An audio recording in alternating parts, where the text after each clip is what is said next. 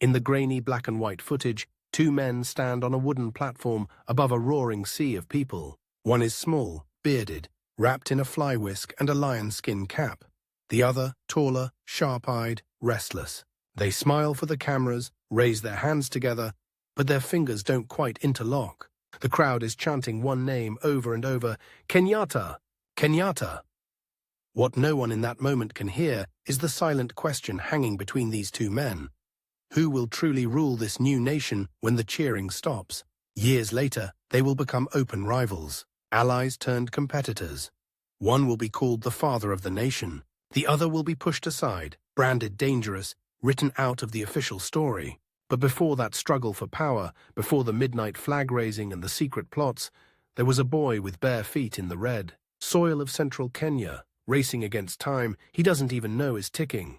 Because from the moment Kamau wa Ngengi, the boy who will become Jomo Kenyatta, opens his eyes to the world, the countdown has already begun, the countdown to land stolen, to an empire in decline, to a trial that will lock him away while his enemies race to replace him. Picture the beginning, then. No speeches, no flag, no rival at his side, just a clearing in the highlands, early morning mist clinging to the banana leaves, the damp earth cool underfoot. A baby cries. Somewhere near Ngengi, in British East Africa, around 1897, a Gikuyu woman holds her newborn son.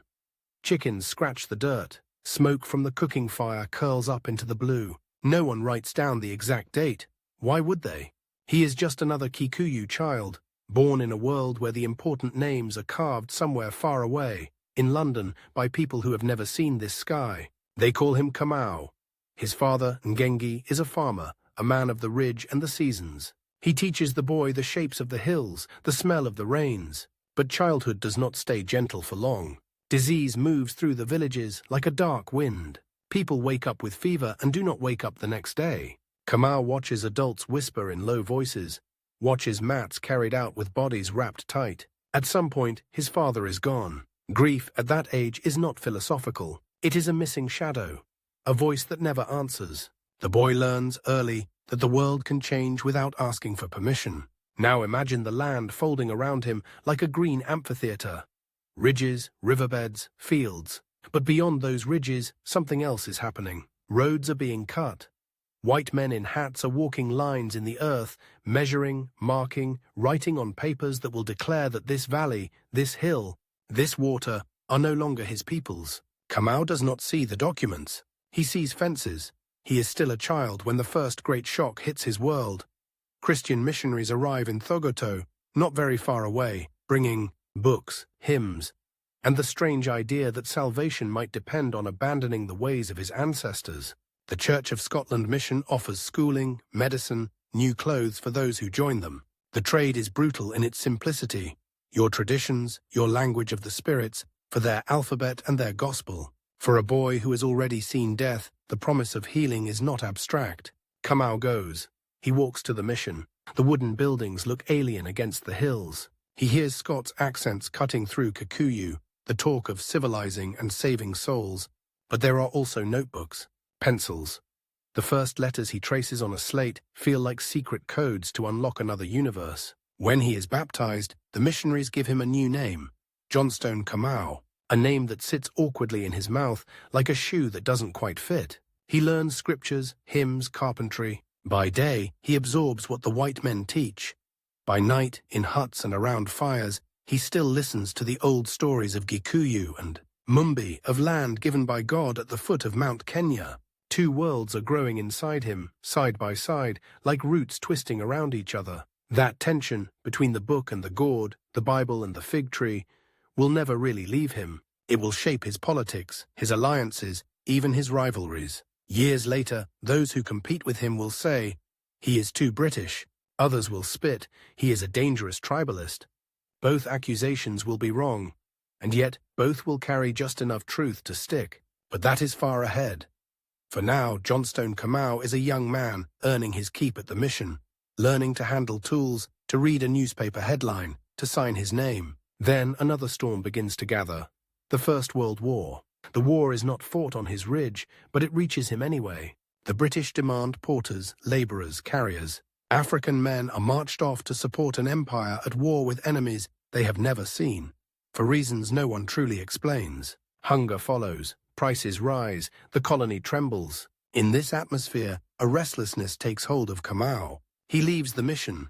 Nairobi, that raw, fast-growing railroad town, pulls him like a magnet. He arrives there around 1914, a young Gikuyu man with calloused hands and a brain newly wired for letters and numbers, stepping into a city built on a hierarchy so sharp it could cut skin. He works as a carpenter, then as an apprentice, and finally, famously, as a water meter reader for the Nairobi Municipal Council. It sounds mundane, almost dull, but think about what this job actually means. He moves from neighborhood to neighborhood, reading the meters in white districts, in Indian shops, in African locations. He sees with his own eyes how the pipes are laid. Europeans with gardens, Africans with standpipes, or no water at all. Wide verandas in the settler areas, tin shacks in the African quarter. He literally walks the map of colonial inequality every single day. It's as if the colony itself is speaking to him through the hiss of faucets and the shine of brass dials. In those years, Nairobi is a laboratory of empire. Clubs that Africans cannot enter, signs that say Europeans only, a railway that slices through a continent to serve the port of Mombasa, not the people along the tracks. Young Kamau feels the sting of humiliation, but he also hears something else, the low murmur of protest rising. At street corners, in cramped offices, in smoky back rooms, Africans start to gather and talk. They talk about land, the white highlands carved out for European farmers, the reserves left for Africans. They talk about the hut tax, the passes, the beatings, the arrogance. They talk about chiefs appointed by colonial authorities, about elders bought with positions and favors. Slowly, a new word begins to float around these meetings. Association. Kamau drifts towards one of these groups, the Gikuyu Central Association.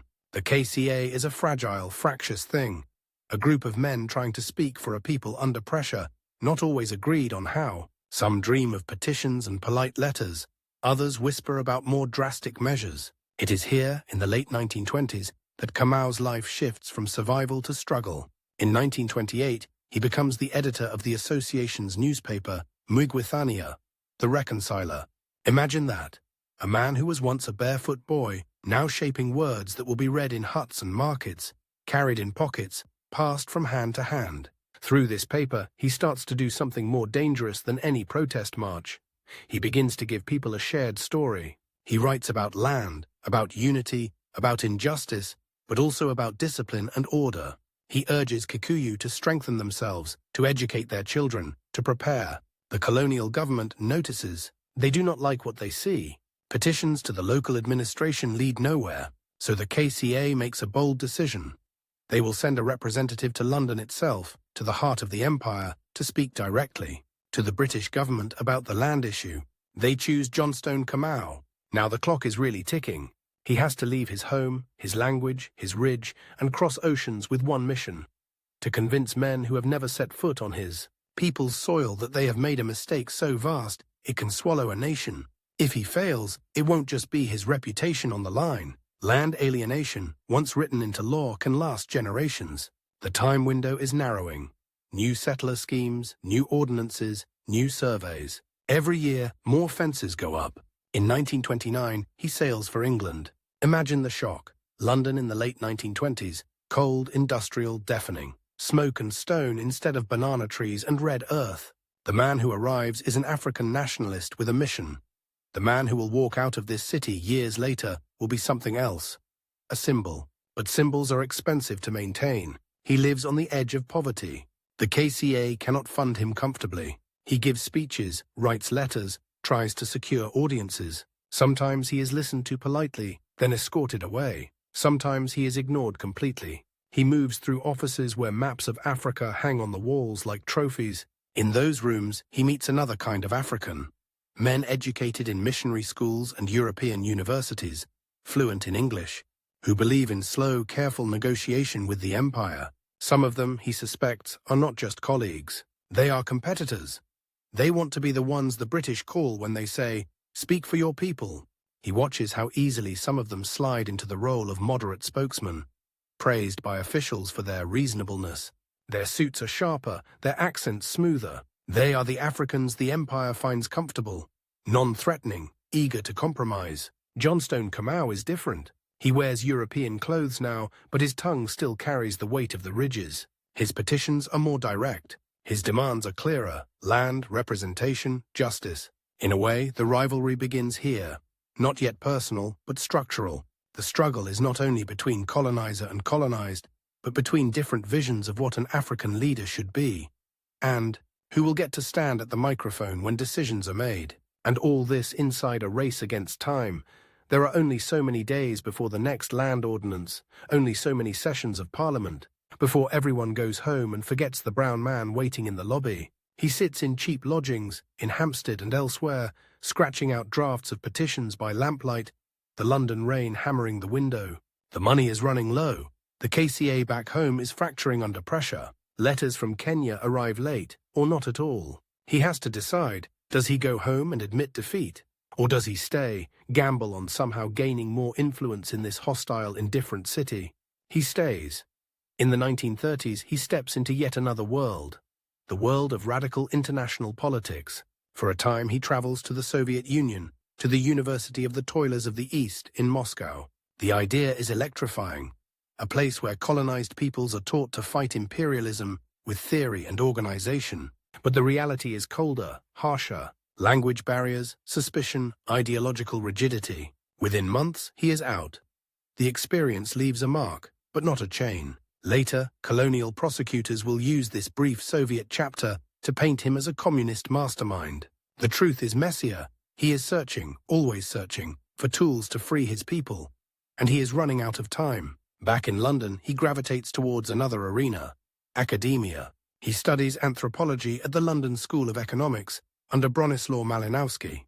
The idea of a Gikuyu villager dissecting the primitive categories of European science is almost comic, until you realize how subversive it is. He turns the white gaze back on itself. His thesis becomes a book, Facing Mount Kenya, published in 1938. In its pages, he writes proudly, analytically about Gikuyu customs, initiation, land tenure, spirituality, not as savage relics, but as a complex rational system. He tells Europe, we are not children. We have a civilization of our own. The book is both scholarship and weapon. But books do not stop police from beating protesters. As Europe slides into war and bombs begin to fall on British cities, Africa's suffering slides even further down the priority list in London. Once again, global events are racing ahead, compressing the time available for colonial subjects to plead their case. Through the Second World War, he is stuck. Wartime restrictions, travel difficulties, the fog of conflict, all of it conspires to keep him in Britain. While young Kenyans are conscripted into the King's African Rifles, shipped off to fight in Burma and Ethiopia, their would-be spokesman is thousands of kilometers away, pacing small English rooms. He is getting older. This is the part biographies often skip over quickly, but linger here a moment. Middle age in exile, watching younger men take up the torch back home, not knowing whether you will be remembered as a pioneer or forgotten as a failure. It is in these shadows that another figure begins to rise in Kenya, a teacher and trader from the lakeside region, Oginga Odinga. He hears of Jomo, the man in England who writes about African rights. He admires him, quotes him, even dreams of working with him someday. They do not know it yet, but the path is already drawing them together, not only as allies, but as future competitors, each with his own ideas of what independence must look like.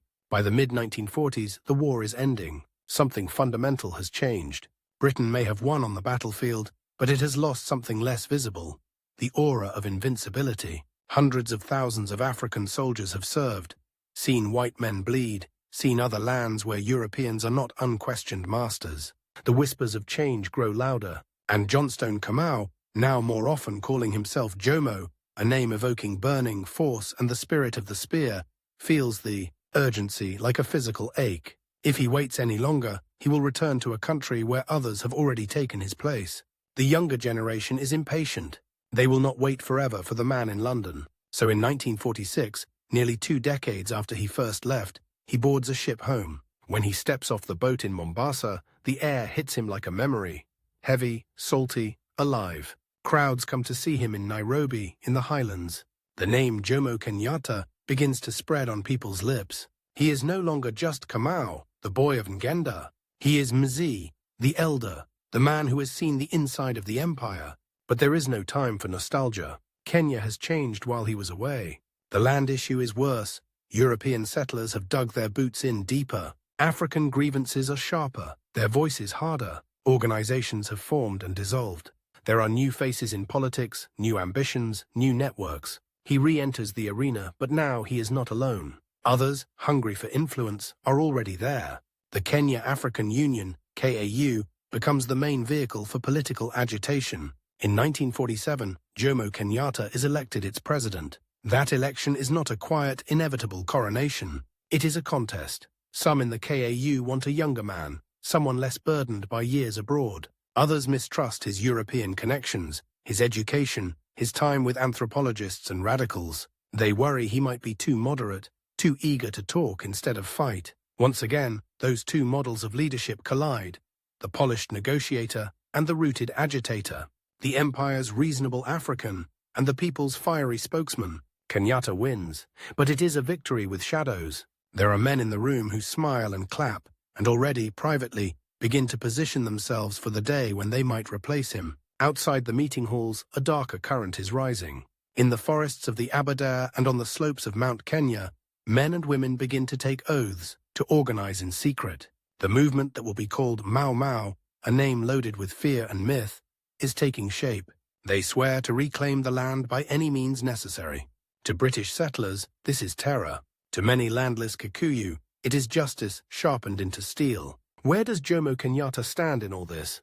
He gives speeches calling for unity, for peaceful change, for constitutional reforms. In public, he denies leading any violent movement. We do not want bloodshed, he says. We want justice. Yet, to governors and settlers, he is the obvious figurehead to blame. Articulate, connected, uncompromising on land. Behind him, in the crowd, stand men who will soon be in the forest, guns in their hands. Around him, in the movement, already circulates the name of another rising leader, who sees in the gathering storm a chance to build his own power. The countdown tightens.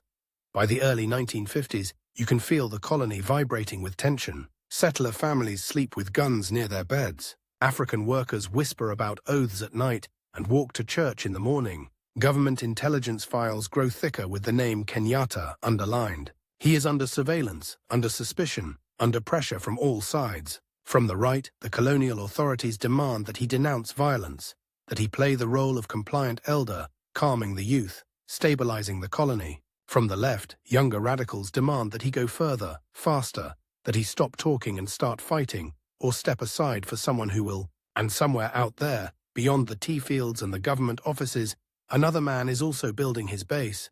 Oginga Odinga, now a regional leader, organizing in Luo Nyanza, speaking of socialism and deeper change. They are on the same side, for now, but even as their hands grasp the same rope of nationalism, they are pulling towards slightly different futures. It is like watching two trains accelerate on parallel tracks, heading towards a junction neither of them can see. In 1952, at a rally in Kiambu, Jomo Kenyatta stands before a crowd so large it seems to merge with the horizon. Women ululate, men jostle for a view. He raises his hand and the roar softens to a hum. He speaks in Gikuyu, his voice carrying across the field. He talks of unity, of patience, of the need to organize, not to panic. He tells them they are fighting not whites as a race, but injustice as a system. He repeats, for the benefit of the British ears that he knows are listening somewhere beyond the crowd, that he does not lead Mao, that he wants constitutional paths. But in the forest, guns are already being loaded. In settler farms, fear is already hardening into demands for a crackdown. In colonial offices, memos are already being typed, listing names to be arrested. The sun drops lower. His speech draws to a close. He looks out over the faces, farmers, workers, future guerrillas, future ministers, future rivals. Somewhere among them, perhaps standing near the edge of the crowd, is a younger man whose chance at power depends on whether this elder survives what is coming. Jomo Kenyatta steps down from the makeshift podium. He does not know, not yet, that the clock he has been racing his whole life is about to ring. That in a matter of weeks, the state of emergency will be declared. That soldiers will pound on his door before dawn. that a courtroom in a dusty town called Kapenguria will decide whether he walks free to lead his people or disappears behind bars, while others compete to take his place. For now, he wipes sweat from his brow, shakes hands, climbs into a waiting car. The crowd begins to disperse. Dust rises behind the departing vehicles. The race for Kenya's future, and for who will seize it, is entering its most dangerous phase. And Jomo Kenyatta, the boy from the ridge turned spokesman of a nation, is about to find out how much it costs to stand at the front. When history starts to run, by the time the dust from that rally has settled and the last ululation has faded into the dark, his name is already inked on a secret list. Outside, people are still talking about Kenyatta as the man of the future. Inside Government House, they are talking about him as a problem to be removed. Fast. In the space of a few days, the same voice that shook a field full of supporters will be shouting his innocence in a tiny courtroom, with no microphones, no cheering, and no guarantee that anyone will ever hear him again. The knock on the door comes before dawn. It is October 1952. The air in Gatundu is cold and thin. Inside the house, Jomo Kenyatta is not on a podium, not holding a fly whisk, not addressing thousands. He is asleep, an aging man with sore joints and a head heavy with speeches and worries. The banging at the door is impatient, metallic. Boots outside, torches, the clipped orders of police officers. He rises, still half in a dream, where he is addressing a crowd, and opens the door to a different kind of audience. Colonial policemen, hard-faced, rifles slung. Behind them, in the shadows, are special branch officers with notebooks, men who have been reading his mail, listening to his words, following his movements. They have decided his time is up.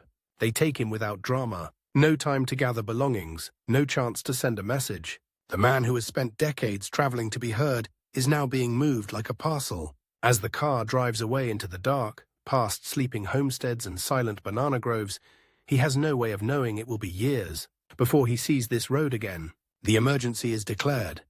To the British settlers, this is a necessary war. To the colonial government, it is a security measure.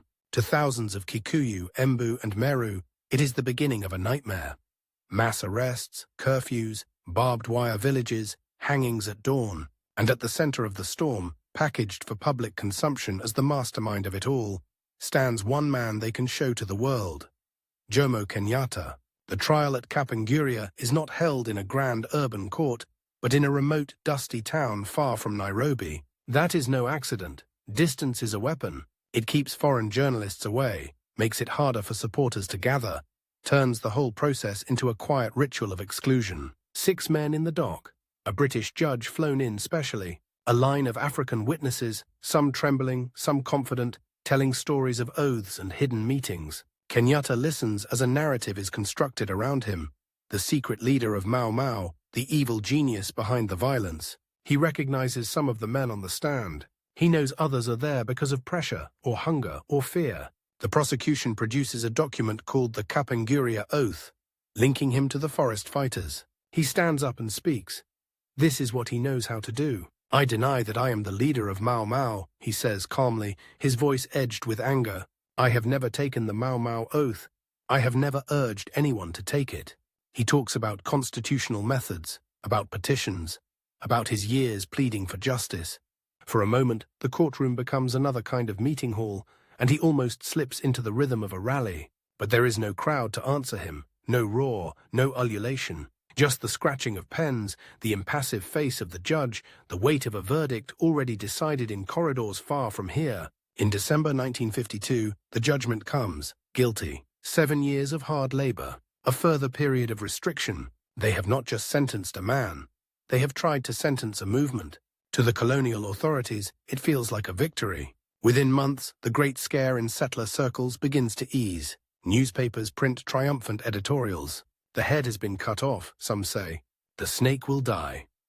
But in the reserves and the cramped African quarters of Nairobi, something else happens. The name Kenyatta does not disappear. It multiplies, whispered in detention camps, scratched into the walls of barbed wire villages, sung softly as lullabies, painted on hidden banners. The man who has been removed from public life becomes more public than ever. The attempt to bury him has turned him into a symbol. Still, symbols do not bleed. Men and women in the forests of the Aberdars and on the slopes of Mount Kenya do. The war is brutal. Villages are uprooted and herded into protected areas, ringed with trenches and wire. Young men are hanged in groups in committee prison, sometimes 3, 4, 5 at a time. The official numbers will later say thousands dead. The unofficial stories speak of more. In the middle of this, far to the northwest, near the shores of Lake Turkana, the new prisoner number is learning what a life measured out in orders feels like. Kenyatta is sent to remote detention, to places like Lokitaung, where the heat is merciless and the horizon never seems to move. He breaks stones, he cuts sisal, he obeys.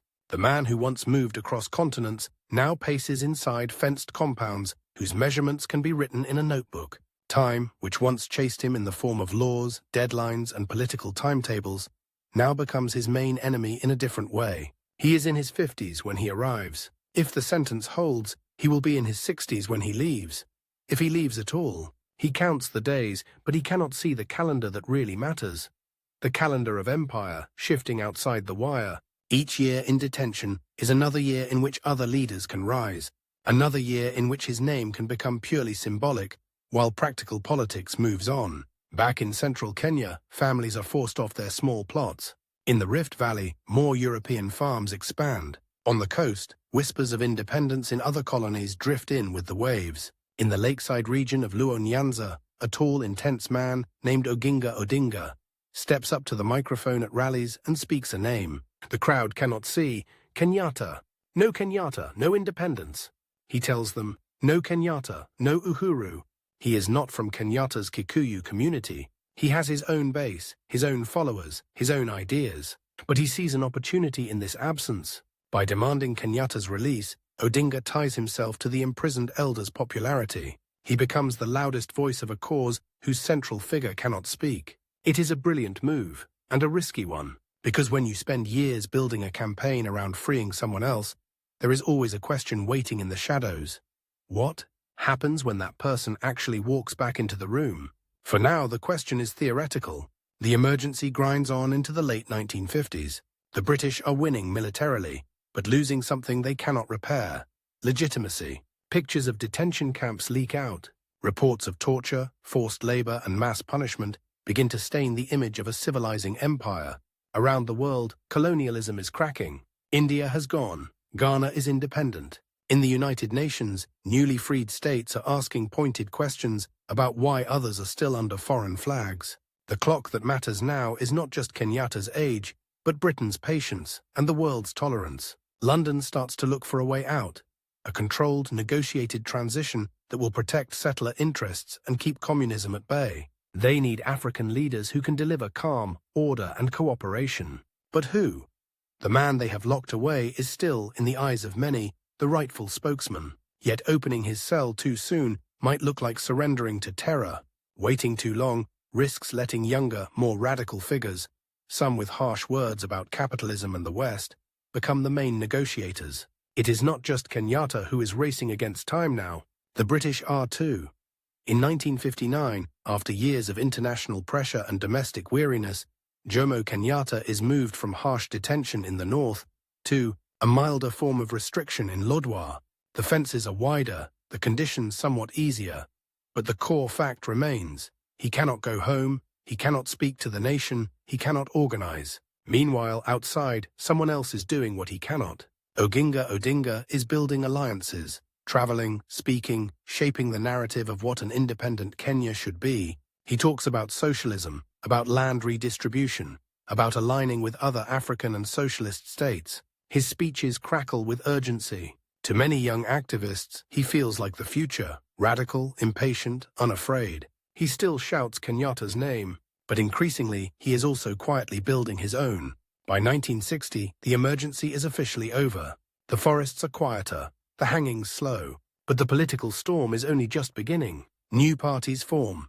The Kenya African National Union, KANU, emerges as a major force, largely dominated by Gikuyu and Luo leaders. Oginga Odinga is central in its formation. On paper, KANU has a powerful symbol as its president, Jomo Kenyatta. In reality, the party's nominal leader sits hundreds of kilometers away, surrounded by scrubland and guards. The gap between symbol and body grows wider. There is a deadline now, written not in whispered threats, but in official documents. Constitutional conferences in London are scheduled. The British have signalled a path towards self-government, then full independence, if a stable African leadership can be presented. If Kenyatta is not there when those conferences begin in earnest, someone else will sit in the central chair. Someone else will be photographed shaking hands with British ministers. Someone else will hold the pen when dates are set, agreements signed. Odinga knows this. So do other rising figures. Tom Mboya, with his polished English and trade union backing. James Gikuyu, with his quiet influence. The competition is no longer only between colonizer and colonized. It is also now a race among Africans for position in the coming order, and the man most people still call Mzee is physically absent. The pressure to release him becomes unbearable, not just from inside Kenya, but from the world. Allies in Ghana, in India, in the Caribbean, in the anti-colonial movements of London and New York, all speak his name. British diplomats find that any conversation about Kenya now begins with one awkward question. Where is Kenyatta? In August 1961, the gate finally opens. No fanfare, no band, just a bureaucratic decision carried out by prison staff. He walks out, thinner, older, his hair grayer, his gait slowed. The sun hits him like something half-remembered. For the first time in years, the horizon is not hemmed in by wire. But his new freedom comes with invisible walls. He is allowed to go to Gatundu, but his movements are watched. At every step, the shadow of what he is supposed to represent presses in on him. He is not returning as a private man. He is walking back into a role everyone has already written for him. At Thika, at Kiambu, at gatherings hastily arranged around the country, crowds surge towards him. Women kneel and ululate, men chant, children climb trees for a glimpse. Some have never seen him before, only heard stories. To them, he is almost mythical, the man who went away and did not break. He raises his hand, that familiar gesture, and begins to speak again. But this is not 1947. The stakes are different. Within KANU, there are currents he has to navigate. Odinga steps forward, embracing him in public, calling him the only man who can unite the nation. In that embrace, two powerful calculations meet. Kenyatta needs Odinga's energy, his Luo base, his left-leaning intellectuals, to show that he is not just a Gikuyu leader. Odinga needs Kenyatta's prestige, his status as the detainee, to legitimize the movement he has been shaping. For now, they align. Yet even in the warmth of their alliance, tiny fissures appear. When Odinga speaks, he talks about uhuru na umoja, freedom and unity. But he always lingers on the first word. When Kenyatta speaks, he too uses the phrase, but his emphasis leans subtly towards the second. Freedom, yes, but also order, stability, reassurance to investors, to settlers, to foreign governments that Kenya will not become another battlefield in a global ideological war. The time pressure tightens again, more ruthlessly now. London has set dates for constitutional talks. Internal self-government must be arranged. Elections must be held, cabinets formed. There is a narrow window in which Kenyatta must consolidate his position, or risk becoming a figurehead behind a cabinet dominated by younger, more radical men, or by cautious regionalists who fear centralized power. KANU faces a rival party. KADU, the Kenya African Democratic Union, backed by leaders from smaller communities who dread domination, by the larger Kikuyu and Luo blocs. They push for Majimboism, a federal system that would limit central authority. Behind their arguments lurks a silent fear that a Kenyatta-Odinga axis might marginalize them, so the contest becomes multi-layered. KANU versus KADU, centralism versus regionalism, moderation versus radicalism, Kenyatta versus time. At Lancaster House in London, delegates gather around long tables, cups of tea cooling beside stacks of documents. This time, Kenyatta is there in person. The same city that once ignored him now treats him as a central figure. Civil servants who might once have dismissed him as a troublesome agitator now lean forward when he speaks, trying to gauge whether this man can keep their interests secure. He makes concessions where he must, stands firm where he can. Land, always land, looms large. He avoids promising mass expropriations, knowing the British will resist and capital will flee. He speaks instead of willing buyer, willing seller, of settlement schemes, of gradual reform. To some, especially on the left, this sounds like betrayal waiting to happen. To others, it sounds like the only realistic way to keep a fragile country from tearing itself apart before it even raises its flag. The clock in those rooms does not tick louder, but everyone feels it. Elections are scheduled. The handover timetables are formalized. The difference between success and failure is no longer measured in abstract years, but in specific months, weeks, days. Back in Kenya, the campaign is fierce. KANU rallies are vast, energized, full of red, black, and green. Odinga and Mboya crisscross the country, selling the KANU message: independence under Kenyatta's leadership. Posters show his face, sometimes stylized, half elder, half icon. The phrase Harambee, pulling together, begins to appear on banners and lips. KADU counters with warnings about domination, about centralization, about the dangers of one-party rule. They offer an alternative path, cautious, regional, defensive. For smaller communities anxious about Gikuyu and Luo power, the message resonates. Kenyatta does what he has always done best. He travels, he speaks, he listens. In crowded marketplaces and under shady trees, he repeats a simple promise: we will build one nation. He knows that to win, he must be more than the hero of one ethnic group. He must appear as the safe pair of hands to everyone from peasants to businessmen, from ex-detainees to cautious chiefs. The elections come. Ballot boxes fill. Lines snake outside polling stations. For a population used to orders from above, the act of marking a paper becomes a moment of almost electric significance. When the counting ends, the result is clear. KANU has won convincingly. The road to power is open. Yet even in victory, the old constraints appear. The British insist on certain safeguards, on phased transfers. Settlers need reassurance about their farms. The civil service remains heavily European. The army's top brass is still white.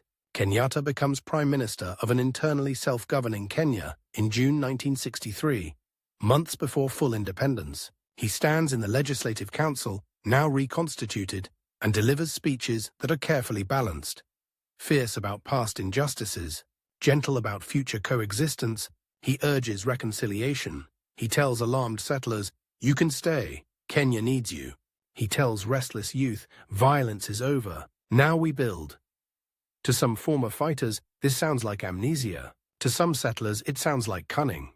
To Kenyatta, it is a calculation. He has waited too long, fought too hard, to risk the fragile independence that is within reach now, being derailed by panic on either side. And always, at his shoulder, just behind him in photographs, stands Oginga Odinga, close enough to share the spotlight, far enough to preserve his own outline. He has been rewarded with high office, recognized as a key architect of the struggle. Yet in quiet moments, he must feel what Kenyatta once felt in London. The awareness that the man at the microphone shapes the story.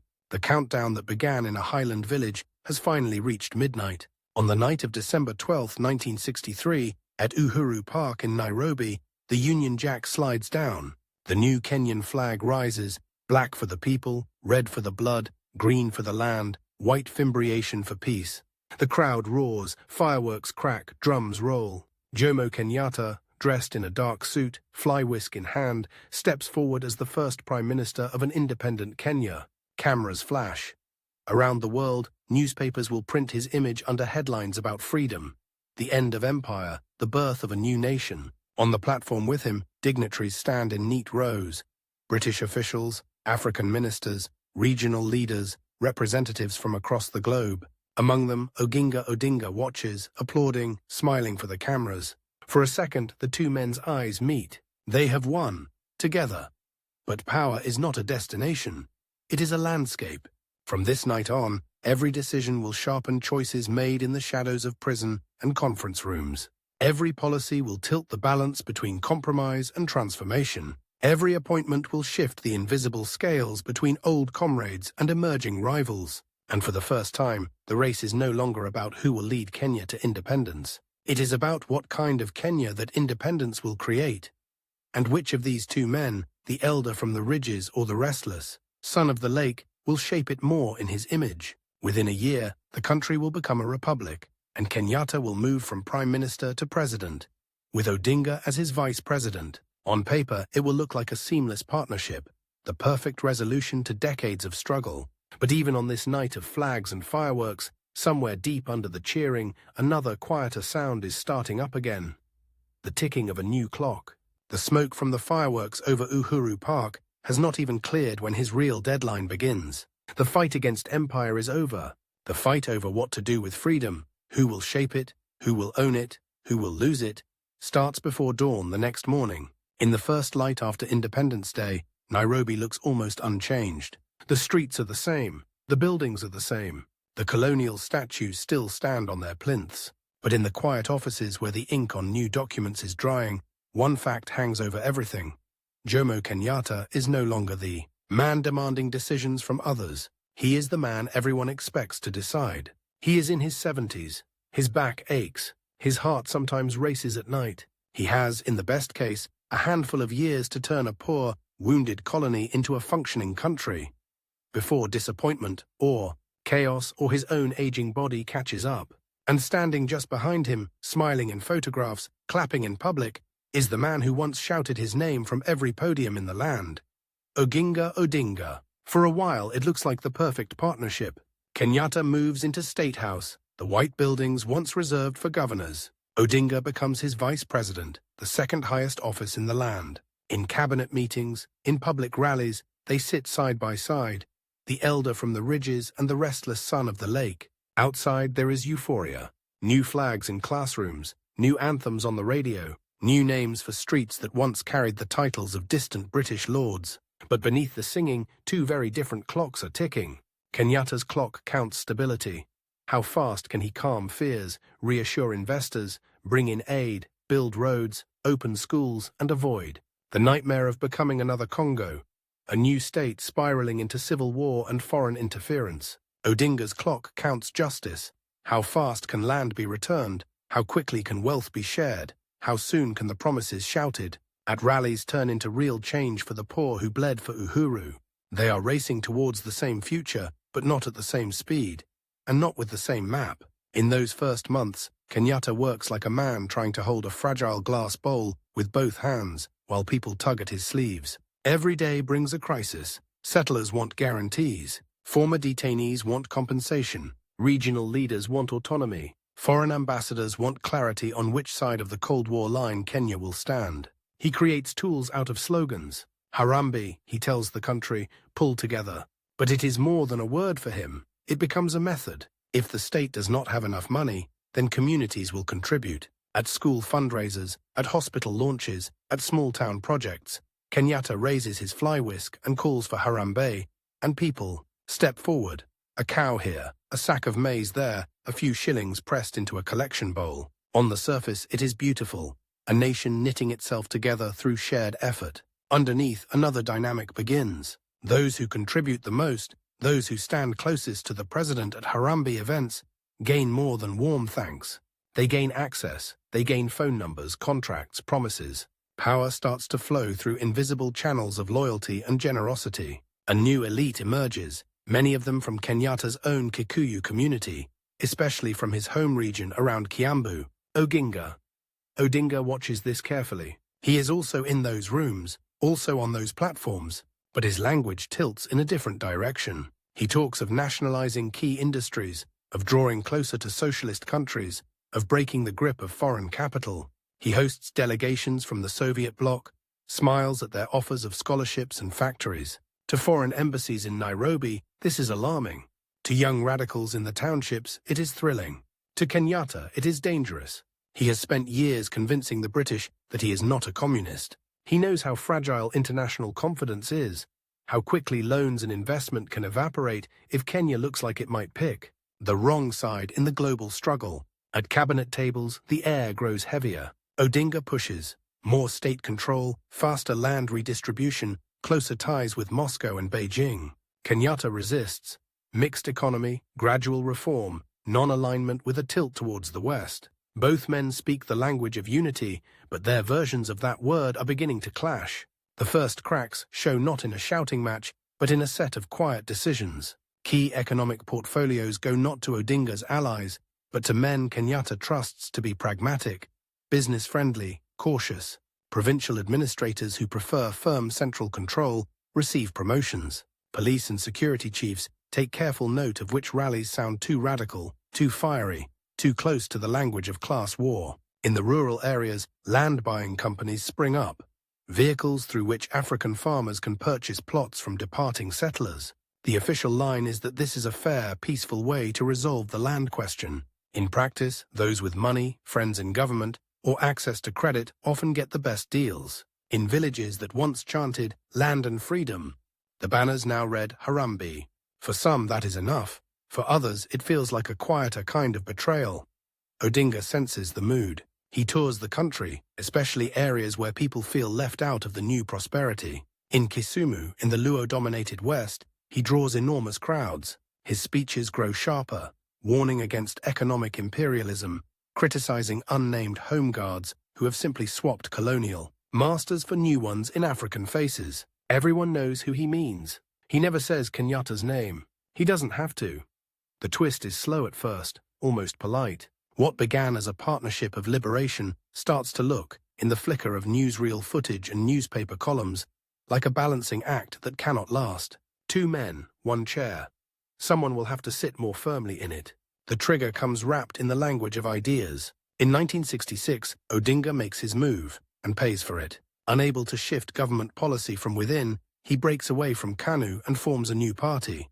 The Kenya People's Union, KPU. On paper, it is a legal opposition party, the mark of a healthy democracy. In reality, it is a direct challenge to Kenyatta's authority, a red flag in the eyes of those who see any hint of class struggle as a path back to chaos. KPU's symbol is a cock, ready to crow at dawn. KANU's is a cockerel too. Suddenly, even the logos feel like they are fighting.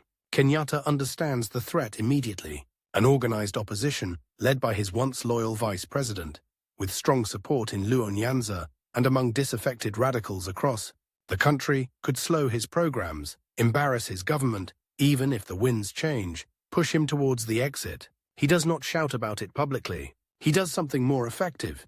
He moves the machinery of the state. KPU members find government jobs harder to keep. Licenses for their businesses take longer to process. Permits for rallies are mysteriously delayed. Police appear at their meetings, notebooks ready. The radio, the most powerful medium in a country with limited literacy, gives more airtime to KANU voices, less to Odinga's. On the surface, Kenya is still a multi-party democracy. Underneath, the screws are tightening. Odinga pushes back, amplifying his rhetoric. He accuses the government of abandoning the poor, of turning into a black man's government for the benefit of a few. His rallies crackle with anger and hope. For those who feel shut out of the new order, KPU becomes not just a party, but a symbol that the struggle is not over. Kenyatta reads the same crowds differently. He does not see only disappointed peasants. He sees a potential for ethnic fracture, Gikuyu versus Luo, center versus periphery, that could tear the country apart. He has seen what happened in nearby countries when leaders challenged each other too directly, too early. He will not let his life's work be undone by ideological experiments. And he is running out of time. His doctors are already quietly advising moderation, rest, fewer long days. He ignores them. There are roads to launch, foreign presidents to host, parliaments to address. Every hour spent healing is an hour not spent securing what he calls nationhood. The showdown comes in a single terrible afternoon. October 1969. Kenyatta travels to Kisumu, Odinga's stronghold, to open a new hospital. A gift from the Soviet Union, the very power Odinga had courted. The symbolism is combustible before his plane even lands. Crowds line the streets. Some cheer, others jeer.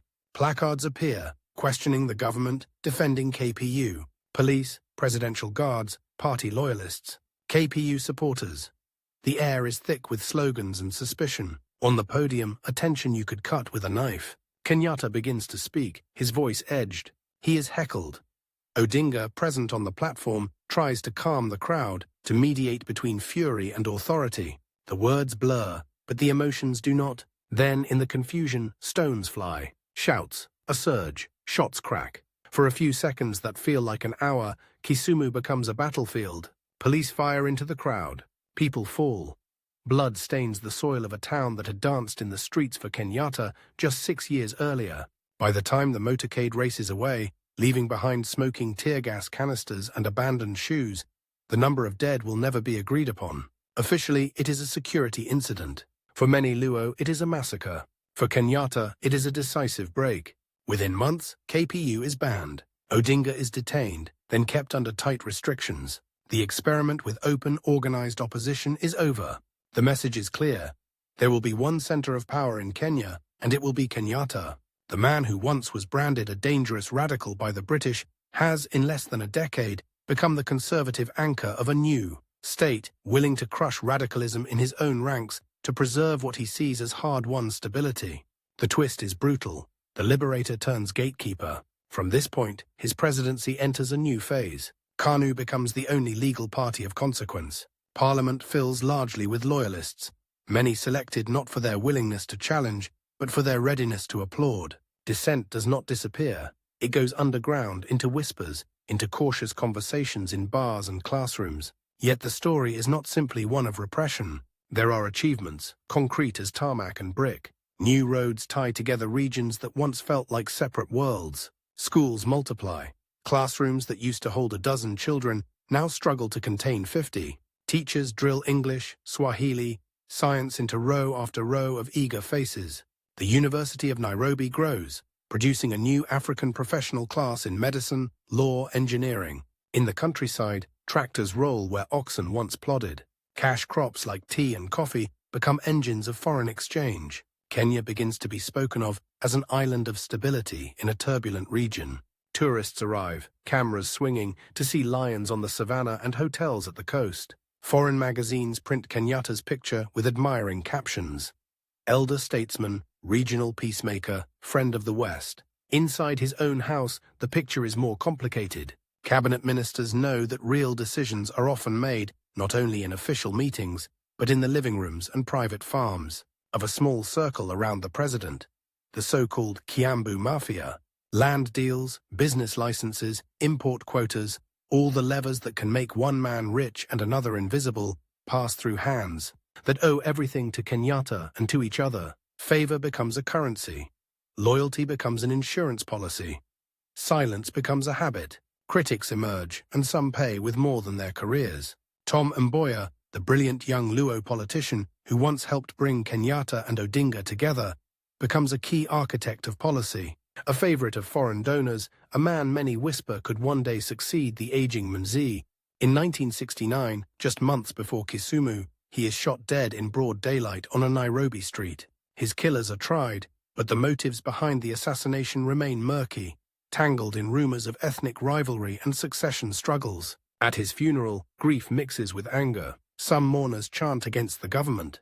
Kenyatta is shaken. He stays away from the burial, fearing a backlash. Another layer of suspicion settles over the relationship between the state and those it claims to represent. In 1975, J.M. Kariuki, a charismatic politician who dares to say aloud that Kenya has become a country of 10 millionaires and 10 million beggars, disappears. His body is later found dumped in the Ngong Hills, burned and mutilated. The shock is immense. University students march. Members of parliament murmur about investigations. The official line is confusion. The unofficial understanding is chilling. Those who threaten the comfortable arrangements at the top risk more than defeat at the ballot box. Kenyatta does not personally pull triggers, but it is under his watch that this climate takes hold.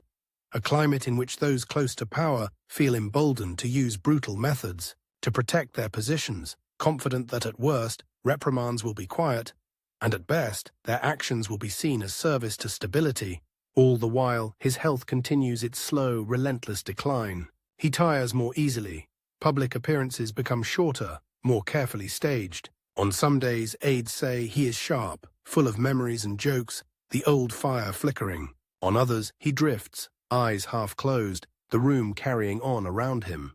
But time does not slow outside State House. A new generation, those who were children at independence, is coming of age. They do not remember colonial humiliation as vividly. They take the flag, the anthem, the African faces in government for granted. Their questions are different and harsher. Why are some regions rich and others poor?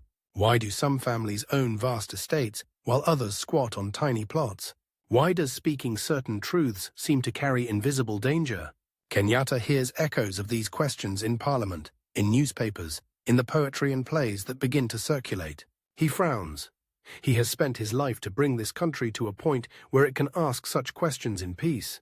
And now those questions are aimed, relentlessly, at his own system. And another pressure, colder and more personal, keeps rising. Succession. He knows, as every old man does, that his time will end.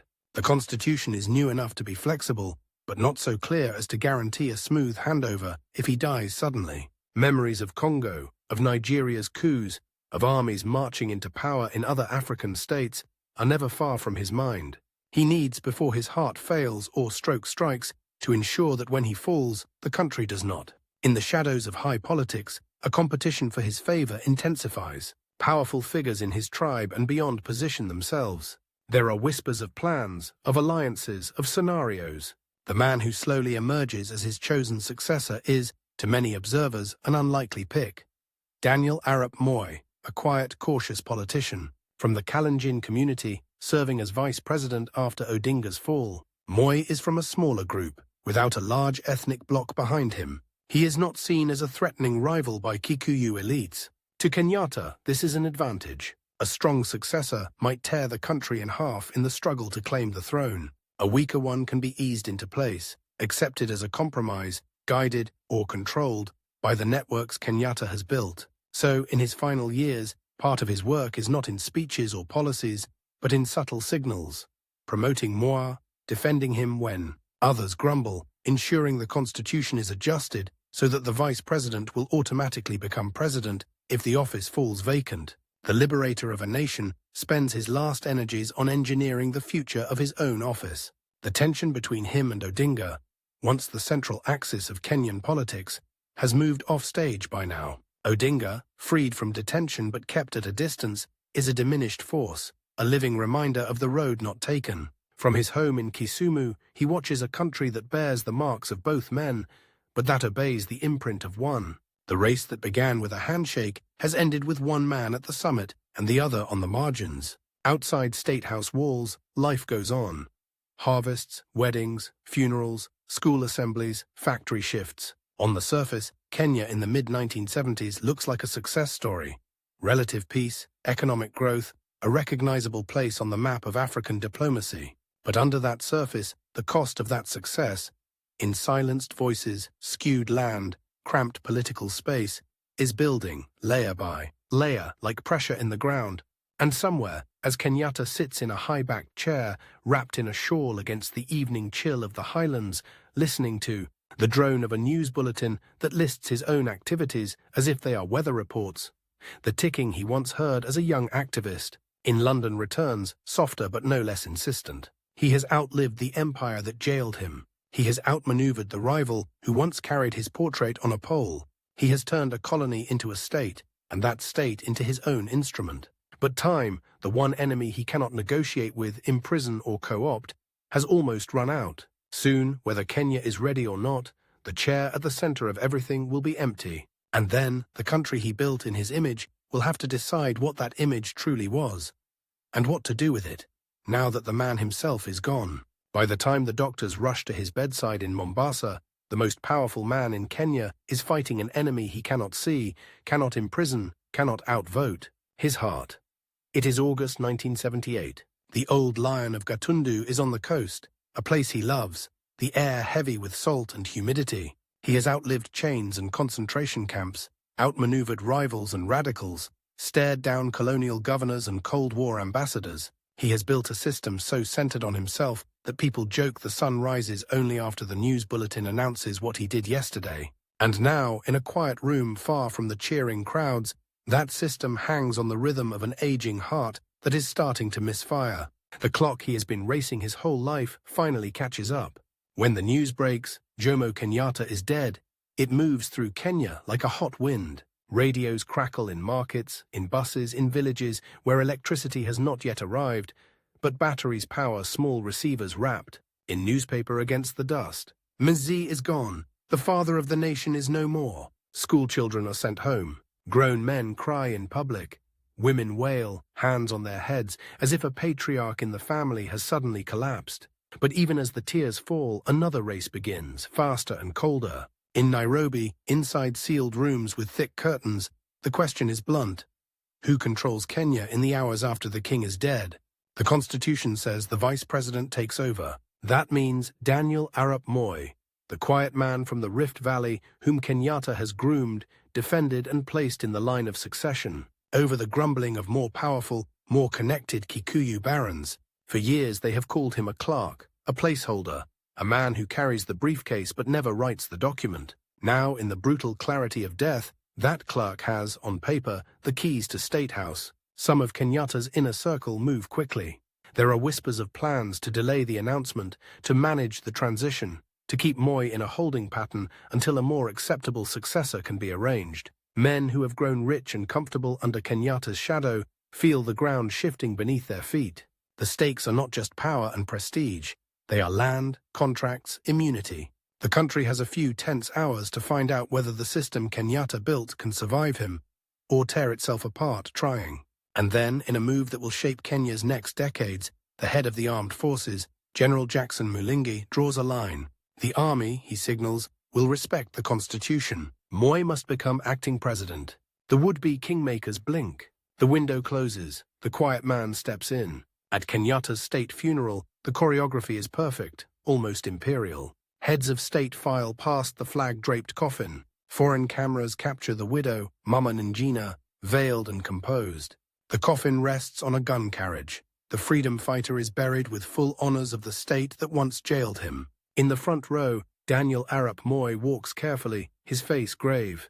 Behind him, members of the Kiambu Mafia from Kenyatta's inner circle watch with expressions that are hard to read. In another corner, older opposition figures, some of whom tasted detention under Kenyatta, stand in the crowd, not in the seats of honor. And somewhere, in Kisumu, Oginga Odinga listens to the funeral broadcast. A man out of formal power, shut out of the state he helped bring into being, hearing the final chapter of his rival's life read like a national prayer. The race between the two men appears finished. Kenyatta has died as president. Odinga has not returned to government. On paper, the contest is over, but in reality, a new arena has opened. One neither of them will live to see fully, but both will dominate like ghosts. Legacy. Moi understands this faster than most. As he settles into State House, he wraps himself in Kenyatta's mantle. He coins a word, nyayo, footsteps. He presents himself not as a revolutionary new leader, but as the faithful son following in Mzi's shoes. Posters show Kenyatta's face alongside Moi's. Speeches invoke what our late father of the nation wanted as justification for continuity.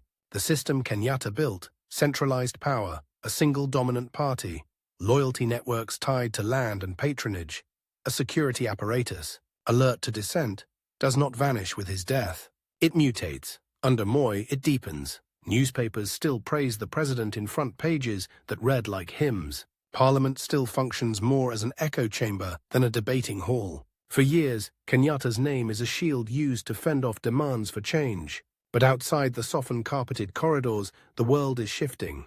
In 1982, young officers in the Air Force attempt a coup against Moi. Nairobi wakes to gunfire, radio stations seized, frantic announcements. For a few hours, the future after Kenyatta looks like chaos. The rebellion fails. The state hits back hard. Moi tightens his grip, declaring Kenya a de jure one-party state, removing even the legal fiction of opposition that existed under Kenyatta. In this climate, the memory of Jomo Kenyatta becomes more complicated. To some, especially those who grew up under Moi's heavy hand, the first president starts to look, in retrospect, almost gentle. Stories circulate of Kenyatta's booming laugh, his fondness for children, his reluctance to execute political prisoners. The past acquires a golden tint as the present grows darker. To others, especially those whose lands were never returned, whose dissenting relatives disappeared in the 1970s, Kenyatta remains. The architect of a system that makes men like Moi possible. The father of the nation is also the father of its silence. And then, from the sidelines, the old rival clan moves again. Oginga Odinga returns to open political activity as the grip of the Cold War loosens and pressure for democratization sweeps across Africa in the late 1980s and early 1990s. He joins and helps lead the push for multi-party politics, the very thing that had been strangled in the cradle during Kenyatta's final years. The twist is sharp. The man once marginalized as too radical is now cast by students and activists as a pioneer of democratic space. But time is not on his side. He is aging.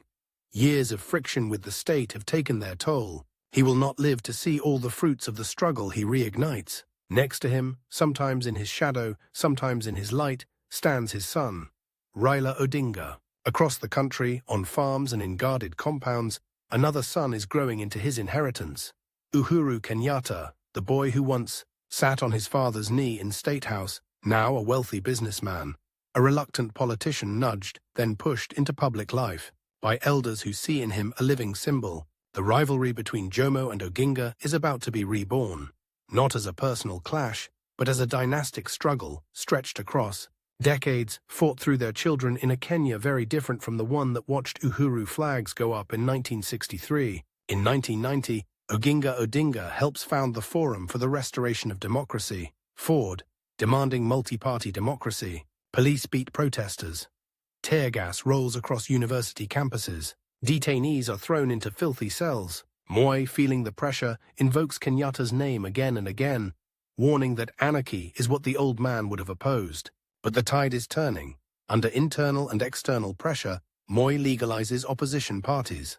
Kenya steps cautiously into a new phase. Oginga lives just long enough to see multi-party elections return in 1992, and to run in them. He loses, his party splinters. Old age and illness creep closer.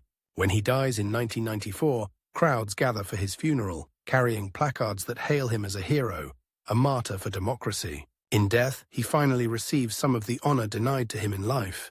The first act of the dynastic sequel ends with the patriarchs gone, Kenyatta buried under a mausoleum in the heart of Nairobi, Oginga laid to rest by the waters of the lake. Their sons are still in motion. Uhuru Kenyatta is pulled into high office by Moi, appointed Minister of Local Government, then elevated as KANU's presidential candidate in 2002. The symbolism is obvious. The father of the nation's son, presented as the heir not only to a family fortune, but to a political tradition. Moi, term limited, wants a safe pair of hands who will protect his legacy, as Kenyatta once protected his. On the other side of the country, Raila Odinga, arrested, tortured, exiled, repeatedly detained during the Moi years for his role in agitating for reforms, emerges as one of the most charismatic opposition figures of his generation. He speaks the language of unfinished business. Land, justice, true democracy. Crowds roar his name in stadiums. For many, he represents the continuation of the questions his father asked, questions Kenyatta chose to postpone or smother. In 2002, in a move that would have made his father raise an eyebrow, Raila backs Mwai Kibaki, a veteran politician, against Moi's chosen successor, Uhuru. Their campaign slogan is simple, explosive.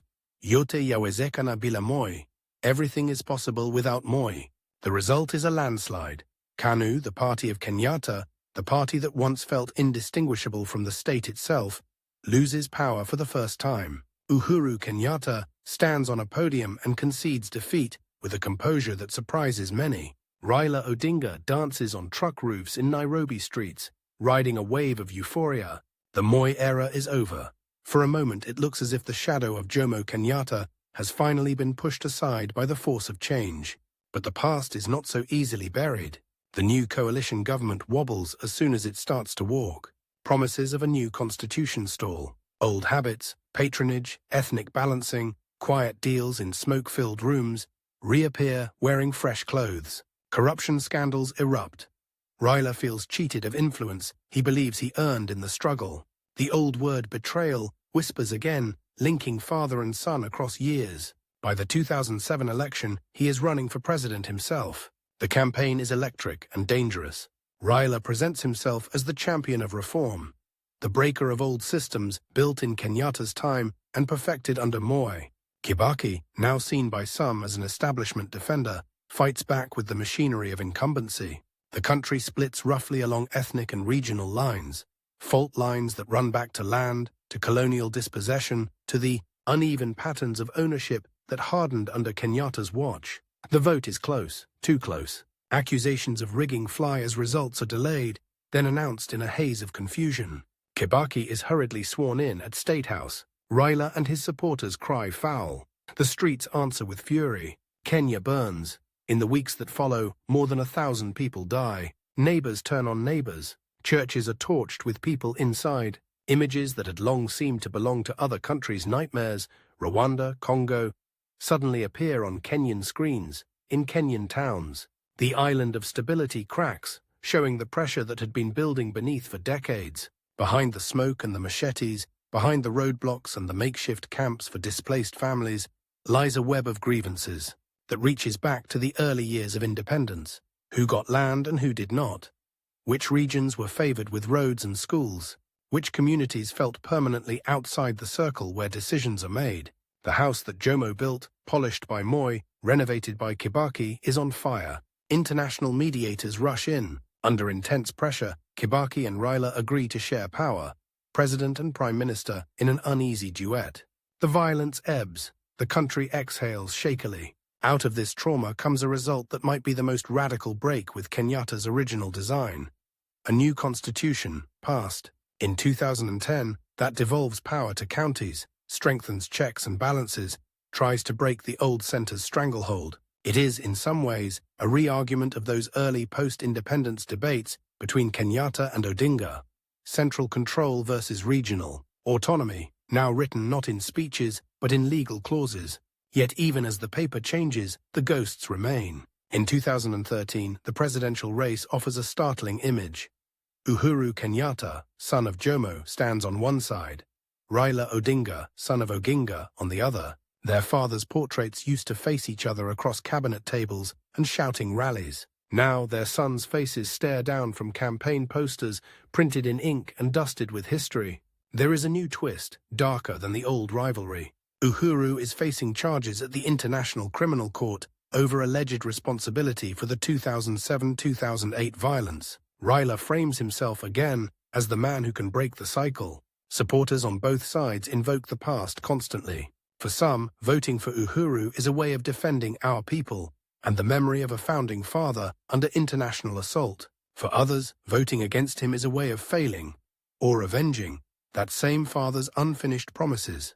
The campaign feels like a race against more than a polling day deadline. It feels like a last chance, on both sides, to claim the narrative of what Kenya has been since 1963. Uhuru wins, narrowly, contentiously, but in a process that holds. Raila challenges, loses in court, concedes. The old men in the background, the ones who marched with Kenyatta in the 1950s and argued with Odinga in the 1960s, are dying off fast now.